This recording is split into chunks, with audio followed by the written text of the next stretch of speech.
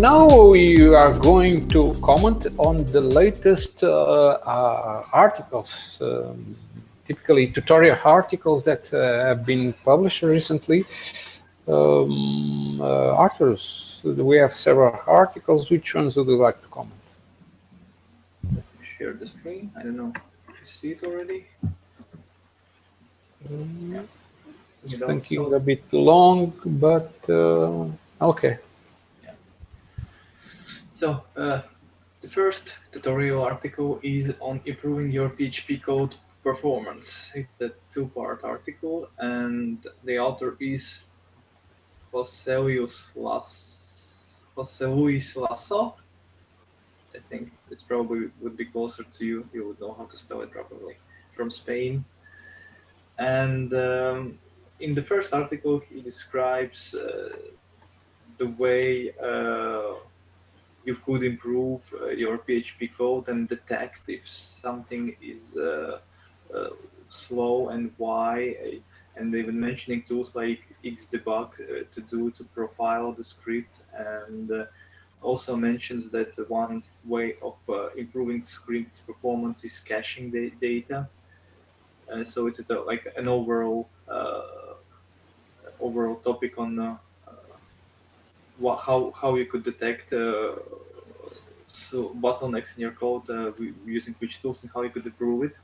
And the second article talks mostly on his own class, I think, that he implemented, called preemptive cache class, which basically allows you to store cache the data and keep it in memory and then retrieve it, rather than, for example, accessing from database again. That really improves the speed of the code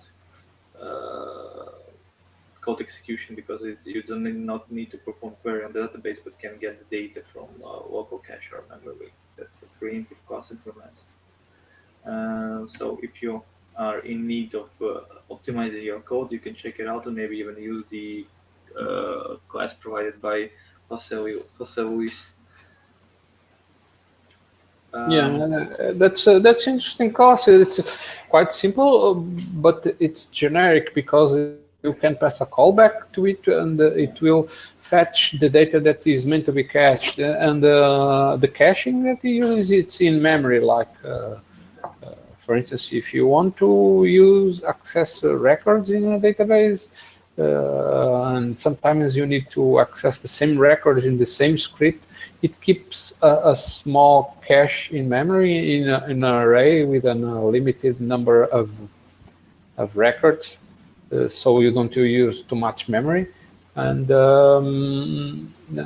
this way it can avoid accessing the same records over and over. And that's where the performance gain comes. Yeah, exactly. The second article is called Creating Ajax-based PHP Shopping Cart. Also at two parts article written by Ashraf Keith from Bosnia and Herzegovina. With PHP classes, I will soon learn all the flags of all the countries here. Yeah. Okay, I think it was Bosnia. Yeah, Herzegovina. So, and it's actually a great tutorial, especially if you're starting out with PHP. It covers all the basics from a database, PHP, and JavaScript on the front-end side. And the first part, you would create the needed tables and HTML page to have a product list, to add products to the cart and display the cart. And in the second article, you would be able to edit the cart, to remove items from the cart, and even to send the cart to checkout, like process, save the order to the database, not like make a payment or something, but save the order.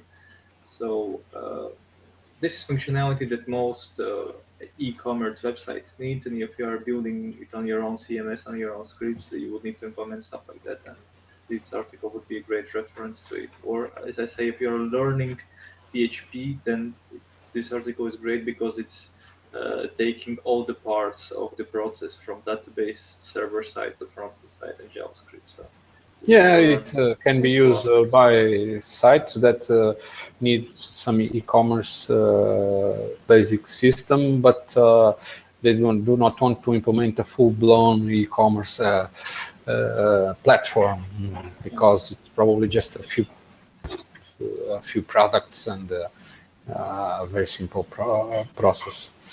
So on my behalf, I also would like to comment about a few articles. First, let me comment on one that actually I wrote, because there was a user that posted a comment on the support forum of a package that I wrote to access APIs using OAuth. And the problem that he had is that he wanted to access images, media from Twitter messages, and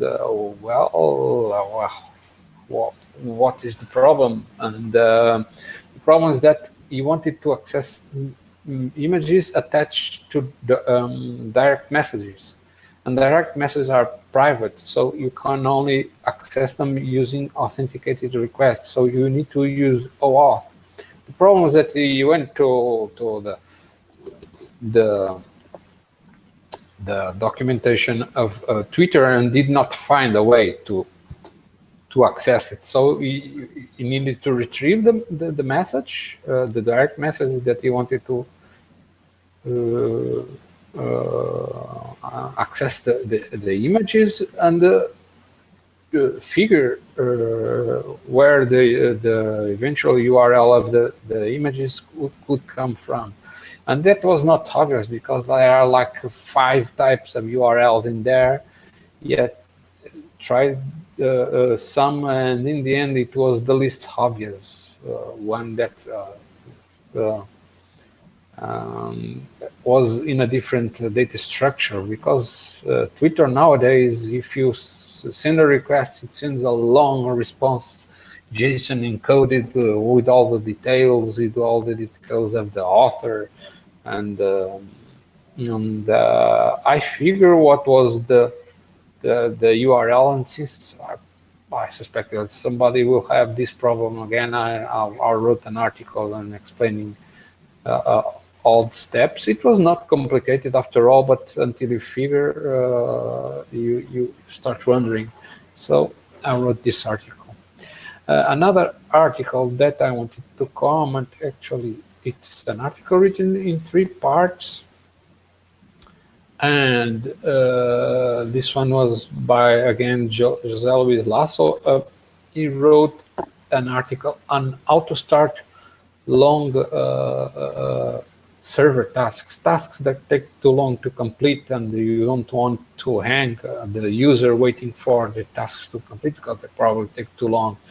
And he actually developed a solution, implemented it in a class, and wrote an article divided in 3 parts. In the first part, it talks about this, the problem that he faced, which is how to start the task but don't hang the browser. And the solution that we found initially is to use the curl program, not the curl PHP extension, the curl program, and start it as a parallel request, and that would actually create a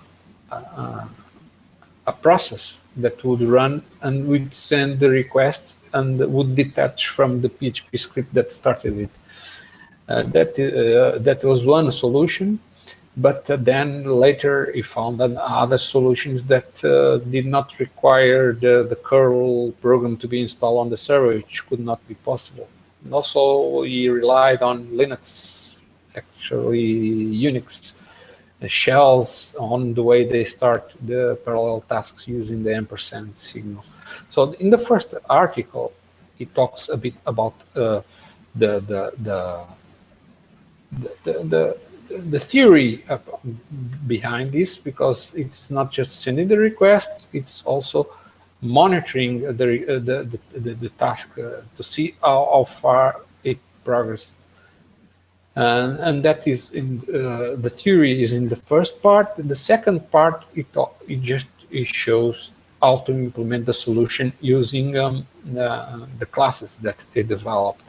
It has developed classes for handling, starting the task, monitoring the task, and returning some value, information about how it is going. And just today, he published the third part, because the solution that he provided would only allow to start one server task at a time, just to not consume the server resources. But since in some cases you might have a big server that can run multiple parallel tasks, he has written a third part that allows the server to run multiple parallel tasks. And he has a screenshot here and also a video. I don't know if I can play this video. You can see. Yeah, I don't know. Can you still see it? Yes. Maximize? Okay. So it is showing here how the progress, and you can see, for instance, 3 parallel tasks running and advancing. And this is great because it actually shows the solution in action. It's not just theory that does not work. So congratulations to José Luis Lasso for his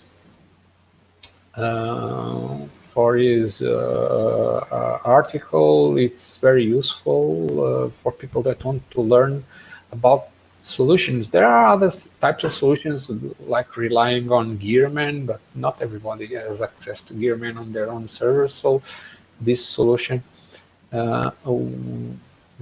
would work in practically all PHP environments. Okay. Now we are going to move on and talk about the latest books and now also video reviews. Arturs, it seems you'd like to comment on the first video review that we are publishing. Yeah, that is actually, as you mentioned, it's not a book, it's a video review, and it's called Up to Speed with PHP 7. So as we all know, PHP 7 is to come out quite soon, and I'm still getting my head around what is new, what was broken, and it would be great to have more concise information on that. And this video by David Powers is actually what provides it. And the review is written by Samuel Adeshina, and it starts very promising. Although we still await the major production-ready release of the most hyped version of PHP since its first release in 1995. So far, there have been 7 important releases, and that Rasmus Lerdorf described as an 100% improvement over the predecessors of the PHP language. So it should be the best version of PHP out yet. So Samuel's review describes what you can see in different chapters of the video. You should watch them yourself too. And in the end, he mentions that I would recommend this video series to every intermediate advanced PHP developer out there, and that it is the best material so far that can help you do that. So if you are also excited about PHP 7 and can't really wrap your hand around what to wait for, then go and read this review and watch these videos, and hopefully you will be up to speed with it. Yeah. Yes, that is interesting, and this is the first video that is reviewed. year. It seems O'Reilly is publishing videos, tutorial videos, rather than just books. Yeah, most of them does it. Pack does it too. Yes, now we are also publishing reviews about them. And now I'd like to also comment about a couple of book reviews. Let me share the screen here. In the latest months, we reviewed so many books that now we don't have many more to review, because either they are too old or there are no more new books being published. And the first one is about WooCommerce. WooCommerce is an extension for WordPress that turns your WordPress installation into e-commerce store, and it was actually acquired recently by Automatic, so it's a platform for extending WordPress, and now they all belong to the same company. And he's talking about this book, and it describes what is in each chapter, the basics, how to add products, organizing your stores, building memberships, and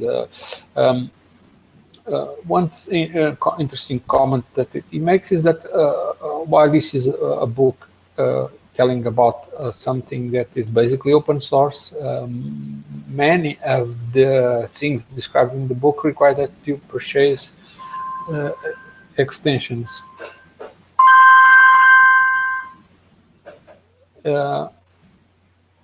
Therefore,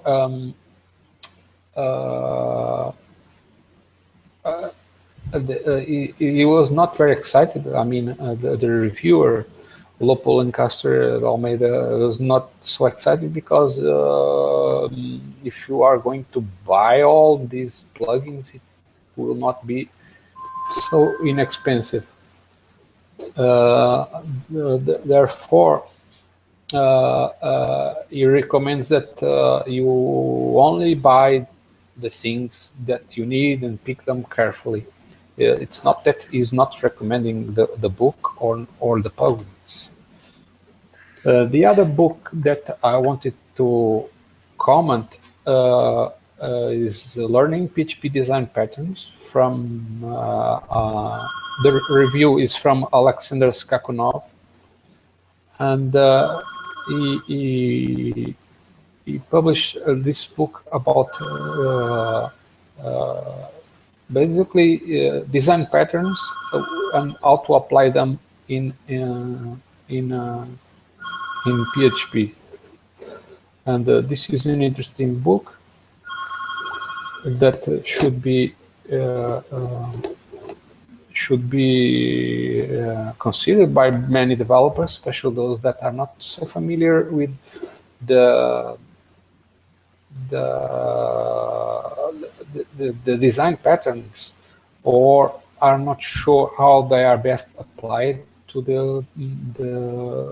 in their PHP projects.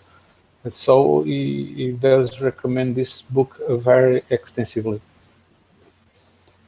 So basically, with this, we conclude our review of the reviews of the books, and next month we will have more. On my behalf, that's all for now. Bye. Bye.